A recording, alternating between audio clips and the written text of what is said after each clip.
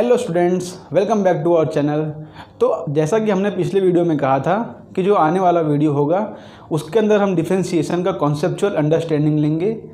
तो आज हम लेके आ गए हैं वीडियो जिसके अंदर हम डिफरेंशिएशन का पूरा कॉन्सेप्चुअल अंडरस्टैंडिंग लेंगे, देखेंगे कि डिफरेंशिएशन का कहाँ यूज़ आता है और देखेंगे उसका प्रैक्टिकल एप्लीकेशन क्या है और क्यों हम पढ़ रहे हैं डिफरेंशिएशन को फिजिक्स के या मैथ्स के अंदर, इसका क्या क्या यूज़ है, पूरा कुछ देख लेंगे इस वीडियो के अंदर।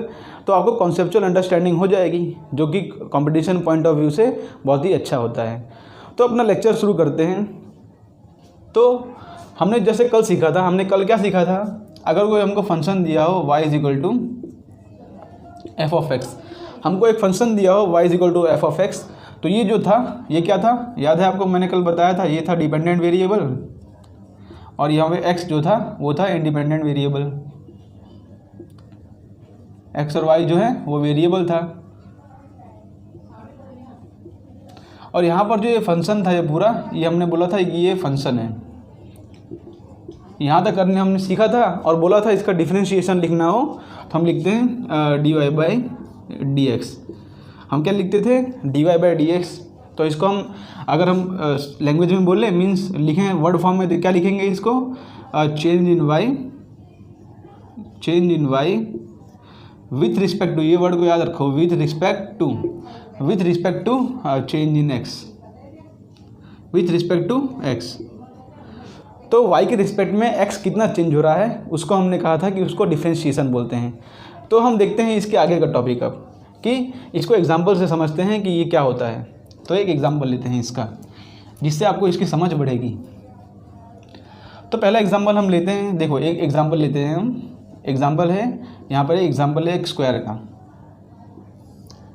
ठीक है। एग्जांपल हमने लिया एक स्क्वायर का जिससे आपको समझ पड़ेगा। ये स्क्वायर है जिसका साइड है x और जिसका एरिया है y, मीन्स एरिया हमने ले लिया स्क्वायर का क्या होगा y और इसका साइड हमने ले लिया है x, क्या है साइड। और हमने देखो एक बात कल रह गई थी बताने को, या उसको आज समझेंगे कि जो dy बाई dx होता है mean change in variable y with respect to change in variable x। तो dy बाई dx हम लिखते हैं तो इसमें जो x में चेंज होना चाहिए वो बहुत ही स्मॉल होना चाहिए। मीन्स ये पॉइंट याद रख लो, नोट चेंज इन x मतलब क्या, जो इंडिपेंडेंट वेरिएबल हो। तो यहाँ पे हमने x लिया, ऐसे यहाँ पर t भी आ सकता है, कोई भी आ सकता है, लेकिन वो इंडिपेंडेंट होना चाहिए और एक डिपेंडेंट होना चाहिए। तो change in x should be very small, very small means इतना छोटा होना चाहिए चेंज कि वो नियरली ज़ीरो के हो। जैसे कि अगर x की वैल्यू है, फॉर एग्जांपल x की वैल्यू है 2, तो x में जो चेंज होना चाहिए मीन्स अगर दूसरा जो हम वैल्यू लेंगे वो लेंगे 2.00000001, तो इतना वैल्यू लेंगे। तो अगर हम दोनों का डिफरेंस लेंगे तो 0.00000001 आ रहा है, तो नियरली मीन्स उसको क्या बोलते हैं, x इज टेंडिंग टू 0। इसको हम मैथमेटिकल लैंग्वेज में बोलें तो क्या लिखते हैं, x is tending to 0 means x 0 के करीब पहुंच रहा है। 0 नहीं है x को 0 नहीं समझना है, x सिर्फ 0 के करीब जा रहा है लेकिन 0 है नहीं।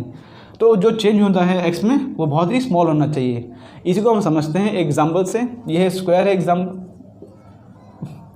तो स्क्वायर का जो साइड है वो x है और स्क्वायर का जो एरिया है वो y है। तो हमको पता है स्क्वायर का एरिया का फॉर्मूला क्या होता है, area is equal to side square होता है ये फॉर्मूला। तो इससे हम एक इक्वेशन बना लेंगे, फंक्शन बना लेंगे, तो हो जाएगा ये है y equal to x square. Okay, हमने एक फंक्शन बना लिया y is equal to x square. तो अब हम देखेंगे इसके अंदर कि डिफरेंशिएशन का कॉन्सेप्ट कैसे काम करता है। तो उसके लिए हम टेबल बनाते हैं यहाँ पर, इसको नोट कर लो एक बार कि change in x should be very small और x इज टेंडिंग टू 0। इसको यहाँ पर नोट कर लो। यहाँ पर हम एक टेबल बनाते हैं। टेबल कैसे बनाते हैं, देखो यहाँ पर एक टेबल बनाते हैं जिससे आपको इसकी कॉन्सेप्चुअल अंडरस्टैंडिंग होगी कि जो x में चेंज होना चाहिए, x इज टेंडिंग टू 0। ये बहुत ही इंपॉर्टेंट कॉन्सेप्ट है कि जो चेंज इन x होना चाहिए means change in independent variable होना चाहिए और बहुत ही छोटा होना चाहिए। तो देखो यहाँ पर टेबल बनाते हैं और एक खींचना पड़ेगा, रुको, टोटल 5 बनाने पड़ेंगे। तो ओके, तो यहाँ पर रहेगा x, यहाँ पर रहेगा y यहाँ पर हम x की वैल्यूज चेंज करेंगे, उसी हिसाब से y का आंसर ढूंढेंगे। और यहाँ पर हम डिफाइन करेंगे डेल्टा x, जो कि समझाता हूँ आपको। ये रहेगा डेल्टा y और यहाँ पर रहेगा delta y by delta x।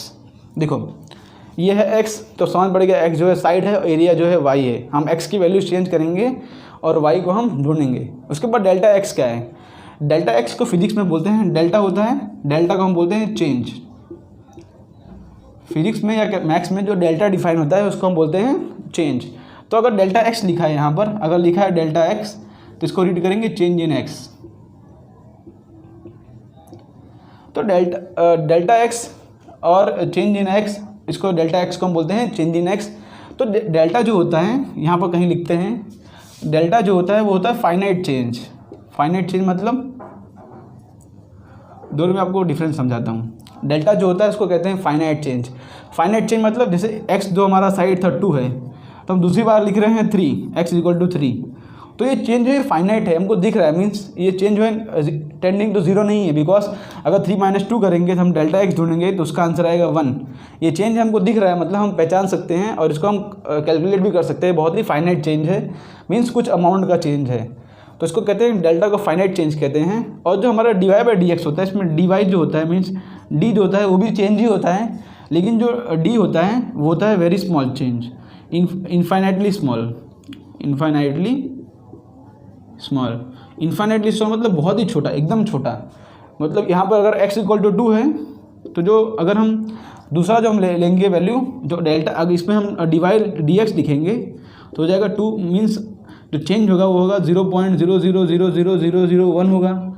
तो हमारा जो इसमें चेंज आया था 1 का, इसमें चेंज आ रहा है 0.000000, बहुत ही छोटा चेंज आ रहा है। डेल्टा x और dx नियरली सेम होता है, बस इसमें डेल्टा x में चेंज थोड़ा ज़्यादा होता है और dx में चेंज बहुत ही कम होता है। तो इसको आप देखो, हमको स्क्वायर का फॉर्म मिल गया, क्या मिल गया? y equal to x square. हमको स्क्वायर का इक्वेशन मिल गया y equal to x square. तो x की डिफरेंट वैल्यूज पुट करते हैं और हम स्क्वायर की वैल्यू फाइंड। सपोज हम यहाँ पे x की वैल्यू लेते हैं 2, ओके। हमने क्या लिया है? x की वैल्यू 2 ले ली, तो y का क्या आंसर आ जाएगा? अगर साइड हमने 2 लिया है तो एरिया आ जाएगा हमारा 4 हो जाएगा। तो यहाँ पर लिखा है डेल्टा x, तो हमको क्या करना है? x के अंदर कुछ चेंज करना है। सपोज यहाँ पर 2 है, तो हम अगर x को 2.00001 करें, हमने x को क्या कर दिया? 2.00001, तो चेंज इन x क्या हो जाएगा? डेल्टा x क्या है? Change in x। तो यहाँ पर 2 था, हमने 2.00001 किया, तो चेंज इन x हो जाएगा 0.00001, ओके। चेंज इन x क्या हो गया? 0.00001। और डेल्टा y क्या होगा? देखो यहाँ पर y 4 है, अगर x में चेंज इतना आ रहा है तो ये फॉर्मूला के हिसाब से तो क्या हो जाएगा? वो y में चेंज कितना होगा? उसके स्क्वायर के बराबर। तो हम इसका स्क्वायर करेंगे तो क्या आ जाएगा? 0.00004 और 004 आता है, बट हम यहाँ तक लेते हैं, तो डेल्टा y क्या आ गया? 0.00004 आ गया, ठीक है। डेल्टा y हमने इसका स्क्वायर कर दिया, हो गया, तो 0.004। तो हम इसको डिवाइड करके देखते हैं, तो इसका आंसर क्या आता है देखते हैं। तो ये देखो यहाँ पर इसका आंसर क्या आ जाएगा? 0.00004 डिवाइड बाई 0.00001। तो इसका आंसर क्या आ रहा है? 4 इसका आंसर आया है। इसका आंसर क्या आ गया? 4। देखा हमने इसको, मतलब हमने जब चेंज बहुत छोटा लिया तो हमारा जो del y by del x या d y by d x, इसको और लिख दो यहाँ पे, और लिख दो, और d y by d x. तो d y by d x हमारा आंसर क्या आ रहा है? इसका 4 आ रहा है। तो हम देखते हैं यहाँ पर, हम इसको डिफ्रेंशिएट करके देखते हैं। हमने कल डिफ्रेंशिएट किया था, अब हम इसको डिफ्रेंशिएट करके देखते हैं। तो यहाँ पर y equal to x square है, तो d y by d x क्या हो जाएगा?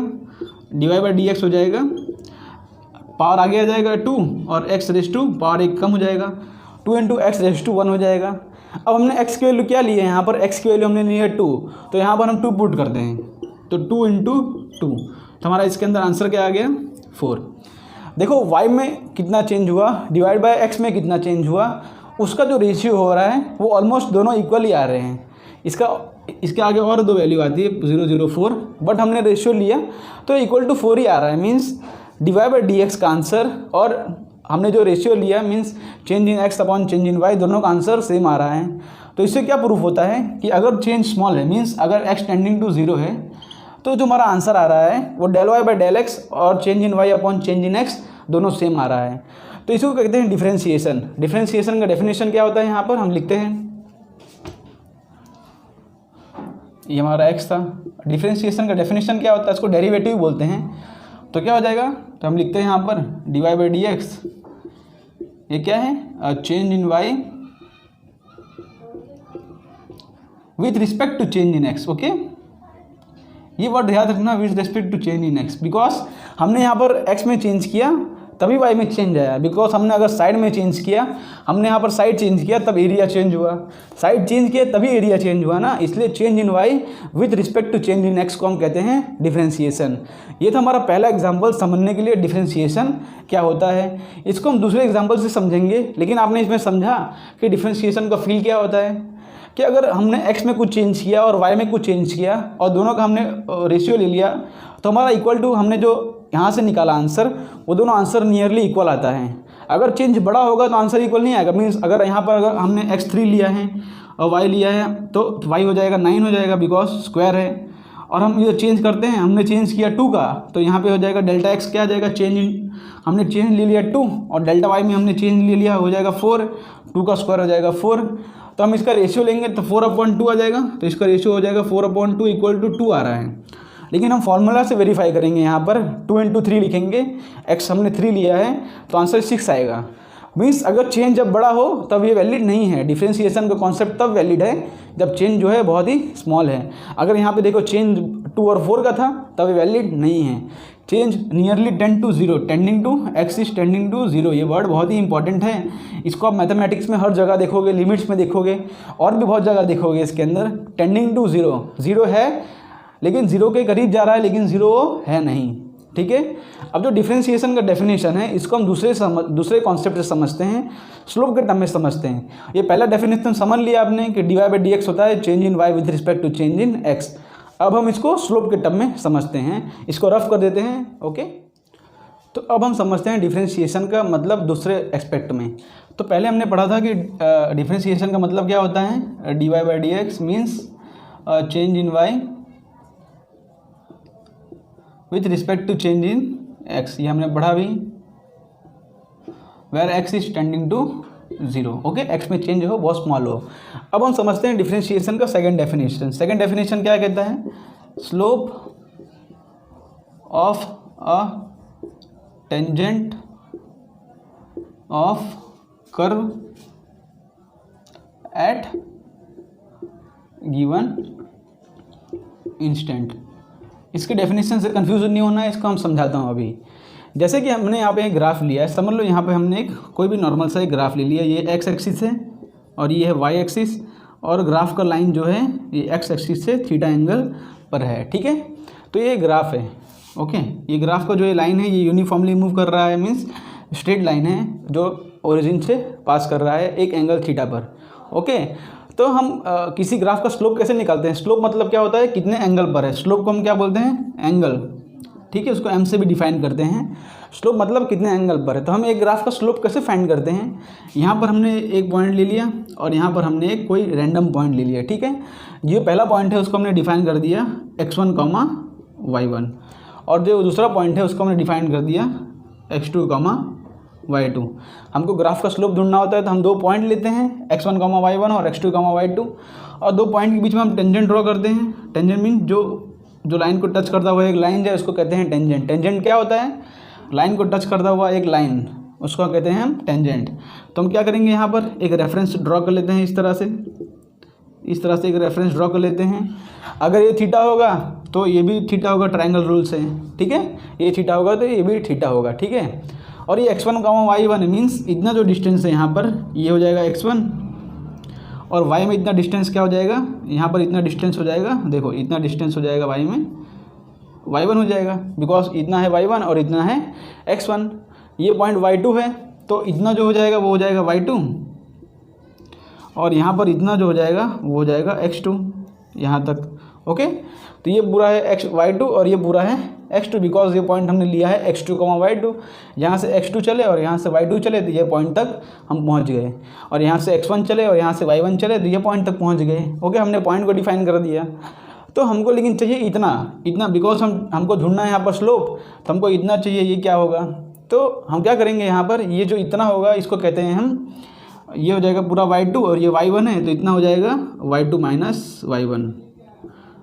y2 माइनस y1 कितना है, इतना, और इतना क्या होगा, ये पूरा x2 है और ये x1 है, x2 है x1 है, तो ये हो जाएगा x2 माइनस x1, बड़ा में से छोटा को माइनस कर दिया। तो यहाँ पर हमने इतना और इसका डिस्टेंस ढूंढ लिया क्या होता है। बहुत ही सिंपल सी चीज़ लिख रहा हूँ, इसको कंफ्यूज होने की ज़रूरत नहीं है इसके अंदर। ओके, तो यहाँ पर हम डिफाइन करते हैं tan थीटा।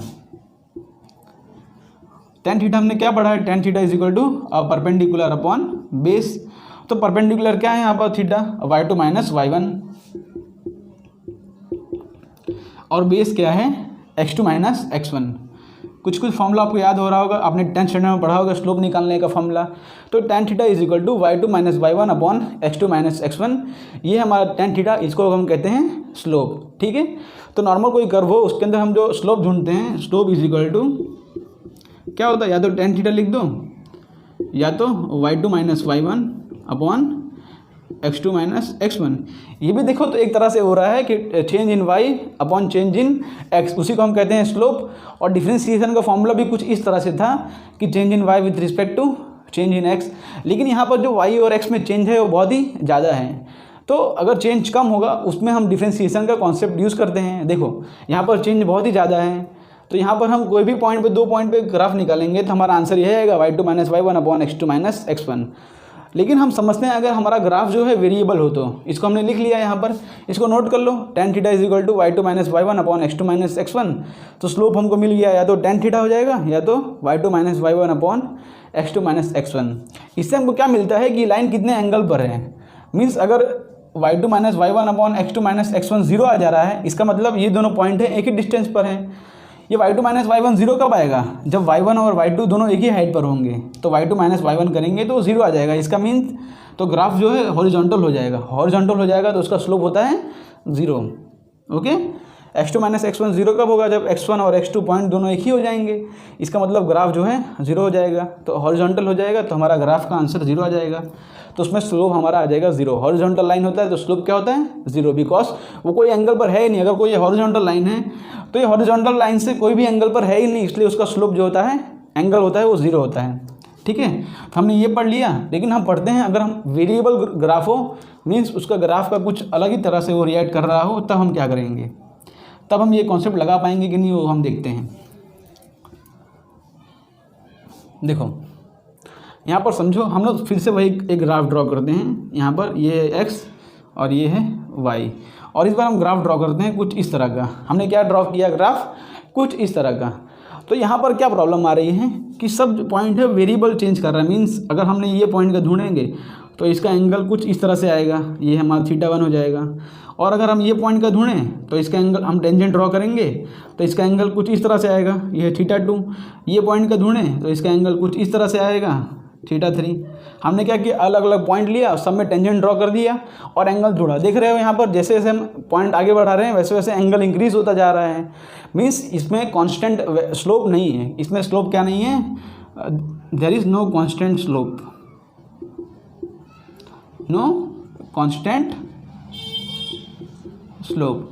तो कांस्टेंट स्लोप नहीं हो तो उसके अंदर हम क्या करेंगे, देखो यहाँ पर सब पॉइंट हो रहे हैं, तो हमारा प्रोसेस क्या था करने का कि हमको कोई भी 2 पॉइंट लेना है और उसके अंदर हमको ड्रॉ कर देना है। मीन्स हमारा कॉन्सेप्ट क्या था कि अगर इसके अंदर हमको स्लोप ढूंढना है तो हम क्या करते थे, कोई भी 2 पॉइंट लेते थे। मीन्स देखो यहाँ पर एक ग्राफ था इस तरह का कुछ, तो हम यहाँ पर एक पॉइंट यहाँ पर ले लेते थे और एक पॉइंट यहाँ पर लेते थे, और 2 पॉइंट का हम tan थीटा ढूंढ के इसका स्लोप निकाल देते थे। बट इसमें प्रॉब्लम क्या आ रही है, देखो हम इसको क्या करेंगे, इसको एक्सटेंड करते हैं इस तरह से, इसको भी एक्सटेंड करते हैं इस तरह से, और ये पॉइंट हमारा x1, y1 और ये पॉइंट हमारा x2, y2।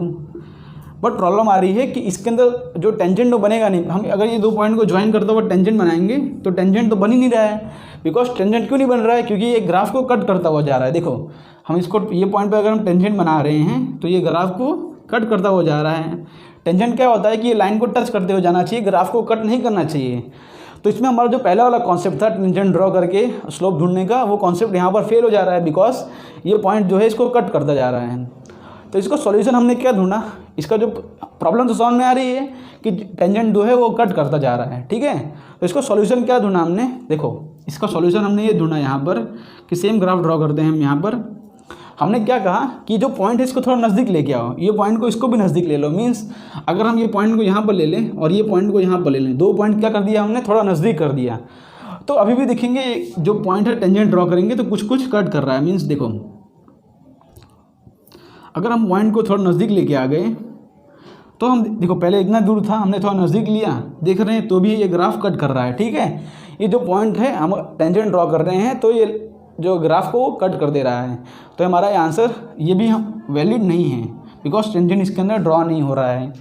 तो हमने सोचा बाद में हमने क्या किया, ये दो पॉइंट को एकदम क्लोज लेके आया। मीन्स जो डिफरेंस होगा x2 - x1 का उसको हमने बहुत ही कम कर दिया। तो हमने क्या किया, यहाँ पर एक पॉइंट यहाँ पर ले लिया और एक पॉइंट यहाँ पर ले लिया। ठीक है, हमने क्या कर दिया, पॉइंट को एकदम क्लोज ले आए और दोनों पॉइंट्स को एकदम नज़दीक ले लिया। तो अब देखो हम टेंजेंट ड्रॉ कर रहे हैं इसके अंदर, तो ये ग्राफ को इंटरसेक्ट नहीं कर रहा है, मीन्स इसको कट नहीं कर दे रहा है इस तरह से, ये जो है लाइन के ऊपर ही रह रहा है। मीन्स एक्चुअली कट तो वो भी कर रहा है, बट अगर उसको एकदम माइनर पोजीशन पे ले लें, ये ग्राफ यहाँ पर ले लें, इसको ले लें, तो ये जो पॉइंट आ रहा है इसको हम जूम करते हैं यहाँ पर, तो ये कुछ इस तरह का बन रहा है। इस तरह का बन रहा है कुछ, इसको हमने 10x जूम कर लिया तो कुछ ये पॉइंट इस तरह का बन रहा है। मीन्स वो ग्राफ को इंटरसेक्ट नहीं कर रहा है, वो सिर्फ ग्राफ को टच कर रहा है। तो उसमें हम टेंजेंट का फॉर्मूला लगा सकते हैं। लेकिन देख रहे हो अगर यहाँ पर x1, y1 है तो ये जो है चेंज बहुत ही स्मॉल है। चेंज क्या है, बहुत ही स्मॉल है। ठीक है, तो हम इसमें अगर tan थीटा डिफाइन करेंगे तो जो ये चेंज है, मीन्स यहाँ का जो चेंज आ रहा है, मीन्स ये है चेंज इन y और ये है चेंज इन x। तो ये इसको हम dy लिखते हैं, बिकॉज स्मॉल चेंज को हम dy लिखते हैं और यहाँ पर स्मॉल चेंज को हम लिखते हैं dx, और यहाँ पर है थीटा। ओके, तो इसके अंदर हम tan थीटा डिफाइन करेंगे तो tan थीटा क्या हो जाएगा, इसके अंदर हो जाएगा dy/dx। जो dy है बहुत ही छोटा होगा, 0.001 का, और डेल्टा x होगा, dx होगा, वो भी बहुत ही छोटा होगा, 0.00001 का। मीन्स वो नियरली टेंडिंग टू 0 हो रहा है। इसके अंदर भी सेम कॉन्सेप्ट आ रहा है कि जो इंडिपेंडेंट वेरिएबल है वो टेंडिंग टू 0 होना चाहिए। तो tan थीटा, इसमें इंडिपेंडेंट वेरिएबल क्या है, थीटा, तो थीटा जो है टेंडिंग टू 0 होना चाहिए। मीन्स ये जो पॉइंट है दो एकदम नज़दीक हो जाएं तो change in y upon change in x बहुत ही स्मॉल वैल्यू आएगा, तब हम इसके अंदर डिफ्रेंशिएशन का कॉन्सेप्ट लगा सकते हैं।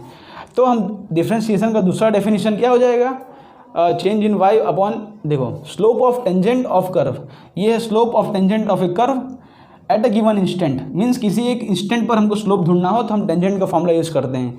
जैसे यहाँ पर कोई हमको कर्व दिया हो और हमको कोई बोलते कि ये पॉइंट पर हमको उसका स्लोप ढूंढ के दिखाओ, तो हम क्या करेंगे, ये लाइन को इस तरह ज्वाइन कर देंगे, ये थीटा एंगल बना रहा होगा, तो हम उसके बाद dy/dx करके उसका हम स्लोप ढूंढ लेंगे।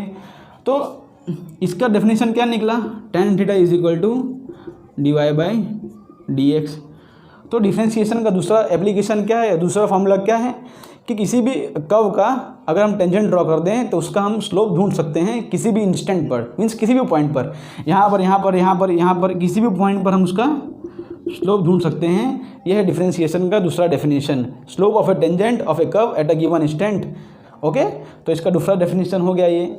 अब हम देखते हैं इसके कुछ एप्लीकेशन। मीन्स हमने अभी तो सीख लिया कि डिफ्रेंशिएशन होता क्या है, अब हम देखते हैं कि डिफ्रेंशिएशन पढ़ते क्या है, इसका प्रैक्टिकल लाइफ में एप्लीकेशन क्या क्या है। ओके, तो इसको हम रफ कर देते हैं, उसका हम एप्लीकेशन आप देखते हैं। तो अब हम सीखते हैं कि डिफ्रेंशिएशन का एप्लीकेशन क्या है। तो इसका पहला एप्लीकेशन सीखते हैं जो कि हम क्लास 12 में सीखने वाले हैं, लेकिन आज हमने डिफ्रेंशिएशन का टॉपिक ले लिया है तो उसको एक बार समझ लेते हैं। क्या है, फाइंडिंग, पहला एप्लीकेशन हो जाएगा फाइंडिंग मैक्सिमम और minimum point in a curve, point in a curve. तो ये तो इसका बुकिश एक्सप्लेनेशन है, हम इसको एक बार पॉइंट से देख लेते हैं। एक बार देखो, समझ लीजिए यहाँ पर एक कर्व है, यहाँ पे एक कर्व है, ये जो कर्व होता है ये डाउनवर्ड पैराबोला है। ये आपको पता नहीं है, आप आगे सीखोगे 12th स्टैंडर्ड में, बट बता देता हूँ कि आपको ये डाउनवर्ड पैराबोला है। इसका जो आंसर आता है is equal to x²। Okay, y is equal to x²। तो इसका जो इक्वेशन होता है मैंने पहले बता दिया आपको कि y is equal to x² होता है। लेकिन प्रॉब्लम ये इसमें क्या है, हमने क्या ढूंढा, इसका एप्लीकेशन क्या है, फाइंडिंग मैक्सिमम और minimum point in a curve. हमको अगर ये कर्व का मैक्सिमम पॉइंट ढूंढना हो, मीन्स ये पॉइंट कर्व का क्या है, किसी भी कर्व का हमको अगर मैक्सिमम पॉइंट ढूंढना हो तो उसके लिए हम डिफ्रेंशिएशन का यूज़ करते हैं।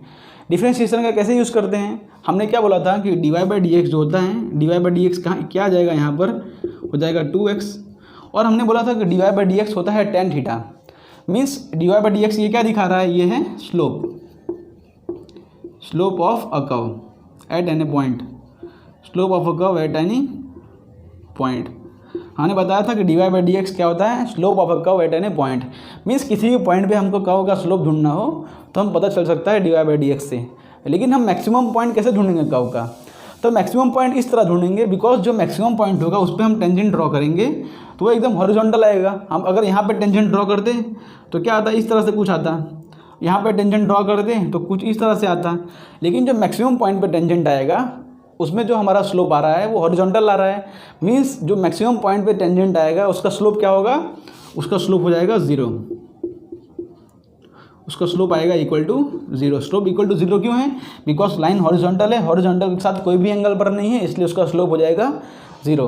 तो अगर हमको कोई इक्वेशन दिया हो y equal to x square, उसको हम डिफ्रेंशिएट कर देंगे, dy by d x equal to 2x मिल गया हमको, तो हम dy बाई डी एक्स को इक्वल टू 0 पुट कर देंगे यहाँ पे कि 2x इक्वल टू 0, हम ऐसा पुट कर देंगे तो हमको पता चल जाएगा कि कौन से पॉइंट पर जो ग्राफ है उसका स्लोप जो है 0 आ रहा है। जैसे हम इसको लिख दें y equal to x square plus 2x, ऐसा इसको इक्वेशन कुछ है इसका, तो इसको डिफ्रेंशिएट करेंगे तो थोड़ा अच्छे समझते हैं इसको।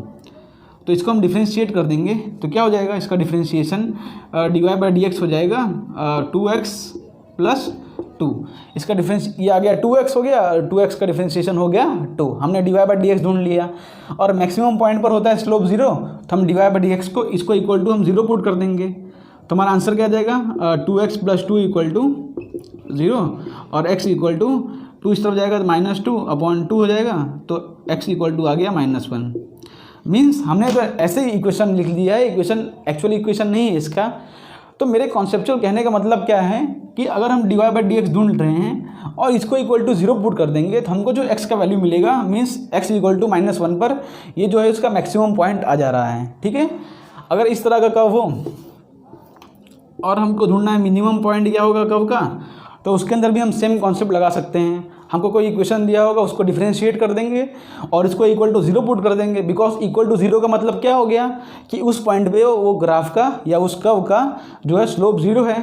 तो इससे हमको पता चल जाएगा कि कौन से वैल्यू पर हमको जो है उसका मिनिमम पॉइंट मिल जा रहा है। तो इससे हमको पता चल जाएगा कि इसका मिनिमम पॉइंट क्या है। इसका मिनिमम पॉइंट था x equal to -1 maximum point, और इसका मिनिमम पॉइंट था, इसका जो भी इक्वेशन दिया होगा उसको डिफ्रेंशिएट करके चेक कर लो तो पता चल जाएगा कि इसका मिनिमम पॉइंट क्या था। तो पहला एप्लीकेशन तो देख लिया हमने कि फाइंडिंग अ मिनिमम और maximum point in a curve. Okay, तो ये डेफिनेशन हमने देख लिया एप्लीकेशन। अब हम दूसरा एप्लीकेशन देखते हैं इसका।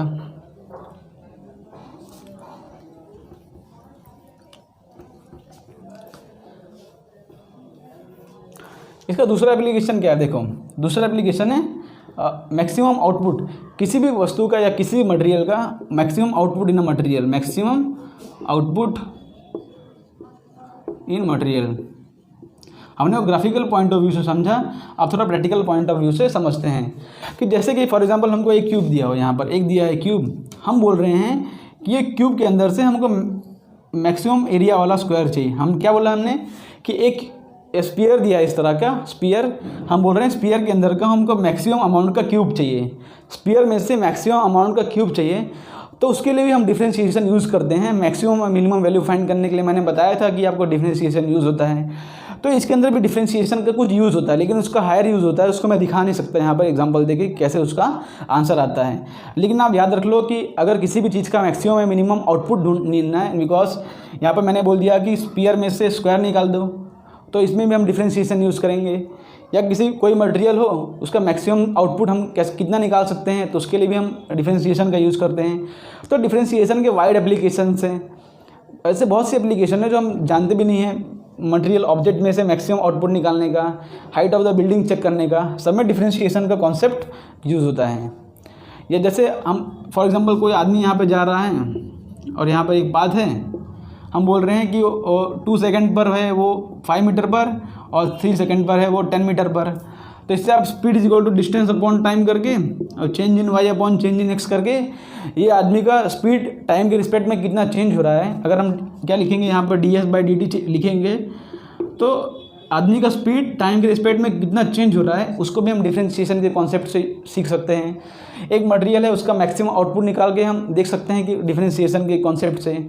तो ये थे डिफरेंशिएशन के एप्लीकेशन कि maximum minimum point in a curve और maximum output in a material और किसी भी ऐसे तो बहुत से एप्लीकेशंस हैं, लेकिन जस्ट मैंने आपको इसमें थोड़ा थोड़ा आइडिया दिया कि डिफरेंशिएशन के क्या क्या एप्लीकेशन होते हैं। तो आज के वीडियो में बस इतना सीखते हैं। अब मिलते हैं आपको नेक्स्ट वीडियो में जिसमें हम सीखने वाले हैं कि इंटीग्रेशन क्या होता है। तो उसमें भी हम पहले वीडियो में सीखेंगे इंटीग्रेशन क्या होता है, उसके आने वाले वीडियो में उसका कॉन्सेप्चुअल अंडरस्टैंडिंग लेंगे। तो आज के वीडियो में बस इतना ही। मिलते हैं आपको नेक्स्ट वीडियो में, तब तक के लिए बाय बाय।